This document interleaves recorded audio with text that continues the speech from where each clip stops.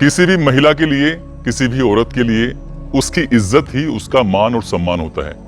यदि उसकी इज्जत नहीं तो मान सम्मान नहीं। आज की जो सच्ची घटना मैं आपको सुनाने जा रहा हूं, इस सच्ची घटना में एक औरत की बात इज्जत पर बनाई थी।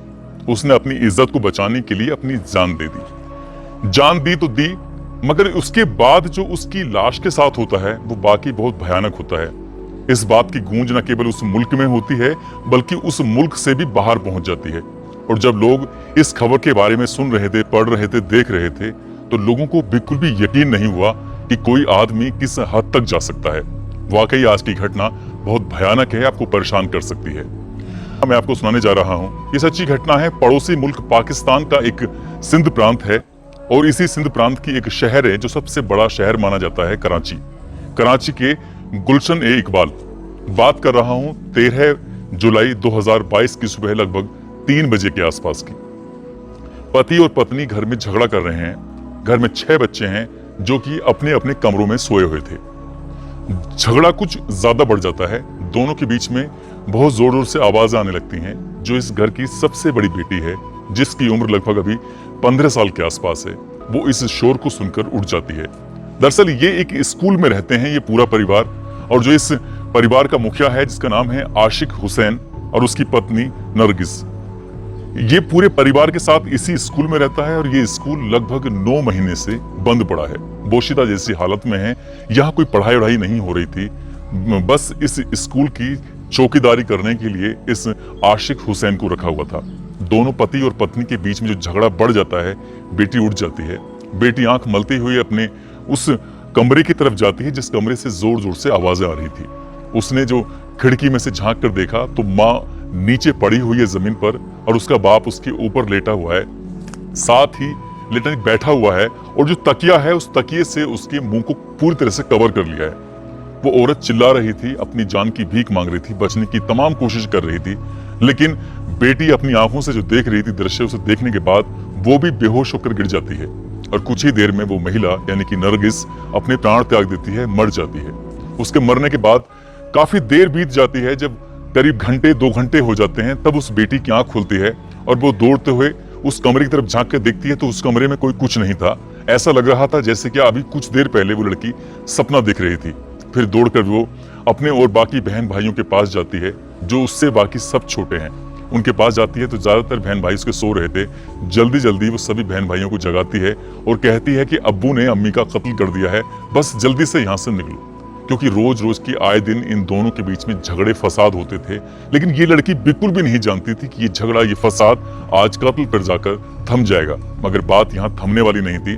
इस लड़की ने जब अपनी माँ को तलाश करने की कोशिश की कि आखिरकार उसके अब्बू उसकी माँ को कहाँ लेकर गए हैं, तो वो कॉलेज की जो कैंटीन थी, रसोई थी, उस रसोई में जाकर वहां से आवाज आ रही थी। क्योंकि उस बिल्डिंग के आसपास दूर दूर तक कोई शायद घर भी नहीं है, और वो चिल्लाती भी है तो उसकी आवाजें दूर दूर तक पहुंचने वाली भी नहीं थी। वो लड़की फिर एक बार अपने वालिद को यानी कि अपने अब्बू को ढूंढ रही थी। ढूंढते ढूंढते उसी कैंटीन, उसी रसोई में पहुंच जाती है। वहां जाकर जो दृश्य देखती है वो दृश्य पहले वाले दृश्य से भी ज्यादा भयानक था, परेशान करने वाला था। दरअसल उसके जो पिता हैं, उसके जो अब्बू हैं, वो उसकी माँ को एक बड़े से कढ़ाई में रखकर नीचे से आग जला रखी थी, उसे पका रहे थे। बस ये दृश्य देखने के बाद वो लड़की भाग जाती है और किसी तरह से दूर भागकर लोगों से अपील करती है। तब अपील करने के बाद वहां के स्थानीय लोग पुलिस को सूचना देते हैं। तब तक दिन निकल आता है, काफी आपस में एक दूसरे को दूर से देखा जा सकता था। और जब तक पुलिस आती तब तक ये व्यक्ति जिसका नाम है आशिक हुसैन, तब तक 3 बच्चों को वहां से लेकर वो रफू चक्कर हो जाता है, भाग जाता है। अब यहाँ सिर्फ 3 बच्चे हैं। 3 में से एक बेटी है जो भी भीड़ के साथ है, पब्लिक के साथ है, पुलिस के साथ है। 2 बच्चे हैं जो इस बिल्डिंग में ही रुके हुए हैं।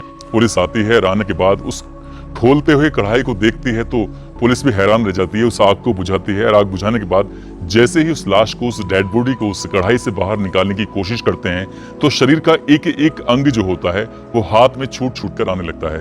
पहले टांग आती है, उसके बाद में फिर हाथ आता है।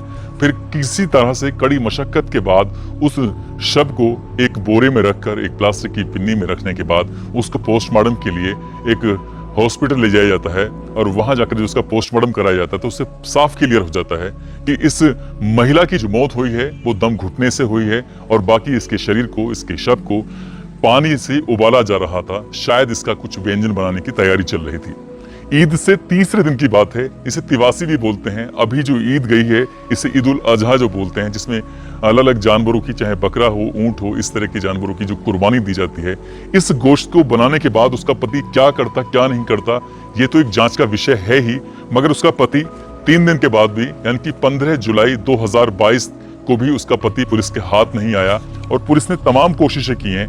इस इलाके की जो एसएसपी हैं अब्दुल रहीम शेरा जी, वो कहते हैं कि अपनी जिंदगी में, अपने पिछले कार्यकाल में ऐसी घटना कभी अपनी आंखों से नहीं देखी। इस घटना को देखने के बाद वो खुद सकते में हैं, खुद परेशान हैं। मगर जो बच्चे उनके पास हैं, जो 3 बच्चे छूट गए हैं और 3 बच्चों को वो साथ लेके गया है, वो बच्चे भी बहुत डरे हुए हैं, सहमे हुए हैं। और खासकर वो लड़की बहुत ज्यादा डरी हुई है, सही से बातचीत भी नहीं कर पा रही है। जब एसएसपी ने इस बेटी से, जिसकी उम्र लगभग 15 साल के आसपास है, उससे पूछा कि बेटा आखिरकार क्या वजह रही होगी, तुम्हारी अम्मी का कत्ल तुम्हारे अब्बू ने क्यों किया था, तब जब वो बात बताती है तो वाकई इसको सुनकर और भी ज्यादा तकलीफ होती है और भी ज्यादा परेशानी होती है। दरअसल ये जो आशिक हुसैन है, जो पति है, जो चौकीदार है इस स्कूल का, जिस स्कूल का नाम मोबिना टाउन पब्लिक स्कूल, उस स्कूल का जो चौकीदार है, वो अपनी पत्नी से वेश्यावृत्ति कराने के लिए लगातार दबाव बना रहा था। वो अलग अलग पुरुषों को यहाँ पर बुलाता था और अपनी पत्नी से कहता था कि तुम इनके साथ रात बिताइए, इनके साथ रहो, इनसे जो इनकम होगी इससे हम परिवार का खर्च चलाएंगे। तो इसी तरह की बातें थी। यही कारण था कि पति और पत्नी के बीच में आए दिन किसी न किसी बात को लेकर विवाद रहता था। और ये पत्नी हमेशा विरोध करती थी, कहती थी कि चाहे जान चली जाए लेकिन मैं अपना मान सम्मान, अपनी इज्जत किसी भी कीमत पर नहीं दूंगी। और इसी बात को लेकर बात इतनी बढ़ जाती है कि 13 जुलाई 2022 की सुबह लगभग 3 बजे के आसपास पति और पत्नी के बीच में झगड़ा होता है। बताया जाता है कि झगड़े से पहले क्या होता है क्या नहीं होता, ये तो खैर इसका जो पति है, जो पुलिस के हत्थे चढ़ेगा, पुलिस उससे पूछताछ करेगी, तो इसके बाद और अन्य तथ्य, उनने अन्य खुलासे होने की संभावना जताई जा रही है। लेकिन पुलिस इस घटना को लेकर बाकी परेशान है। और जब ये घटना अखबारों से, टेलीविजन से और अन्य माध्यम से जब दूसरे लोगों को पता चलती है, तो दूसरे लोग भी हैरान रह जाते हैं कि क्या कोई व्यक्ति इतना गिर सकता है, वो भी अपनी पत्नी को, जो पत्नी साथ जीने, साथ मरने की जो कस्में खाते हैं, साथ रहने की जो बातें करते हैं, और एक छोटी सी बात के लिए उसने महज कुछ पैसों के लिए उसने अपनी ही पत्नी की इज्जत को नीलाम करने पर जो उतारू हो गया था। दोस्तों, इस घटनाक्रम को, इस कहानी को सुनाने का उद्देश्य किसी को परेशान करना नहीं है, किसी का दिल दुखाना नहीं है, बल्कि आपको जागरूक करना है, आपको सचेत करना है।